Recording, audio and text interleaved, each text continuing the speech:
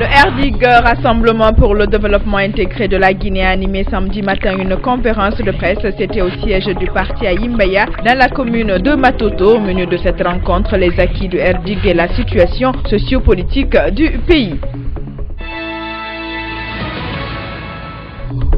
Les militants et sympathisants de l'UFR étaient massivement mobilisés samedi au siège du parti dans la commune de Matam. Ils ont présenté leur vœu de nouvel an au président de l'UFR. Ils lui ont aussi renouvelé leur soutien indéfectible.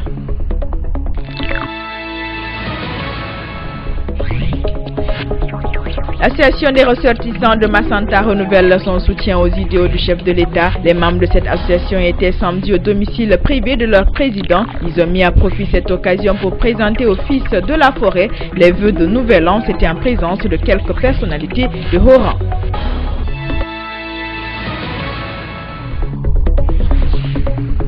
Le gouvernement guinéen s'active dans la préparation post-récolte de la campagne agricole en cours. Plus de 5 millions de sacs d'emballage de 50 kg et 100 bâches de séchage seront prochainement livrés aux paysans producteurs.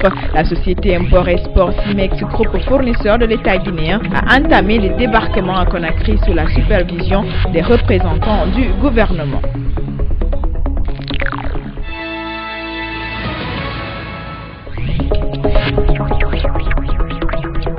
C'est un rêve qui est devenu une réalité samedi. La police nationale et la protection civile sont désormais dotés de statuts particuliers. Le Conseil national de transition a adopté samedi 2 projets de loi dans ce sens. L'adoption de ces lois a eu lieu en présence des responsables de la police et de l'armée. Elle devrait permettre aux services de sécurité et de protection civile de remplir efficacement leur mission républicaine.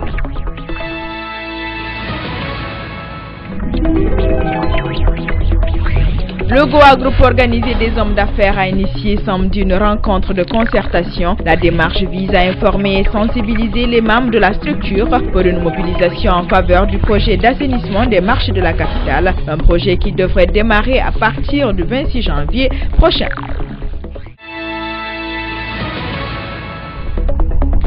Encore en état de décomposition avancé a été retrouvé samedi à Kaporo Centre. Il serait celui d'un jeune homme âgé d'une trentaine d'années. Le lieu de la découverte macabre est un grand espace inhabité considéré par certains comme un nid de drogués et autres malfaiteurs.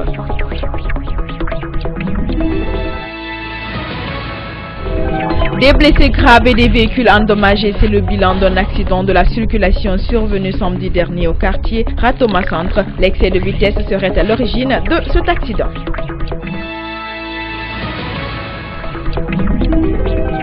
Les travaux de la cour d'assises ont démarré depuis quelques jours à la cour d'appel de Conakry. Plusieurs dossiers sont à l'examen, occasion pour bien des personnes d'assister au procès. Histoire d'humer l'ambiance de la cour pour certains et de mesurer les enjeux des dossiers examinés pour d'autres. Cependant, l'obsession passionnelle de nombreuses personnes à assister au procès se heurte notamment à des problèmes d'accès à la salle d'audience.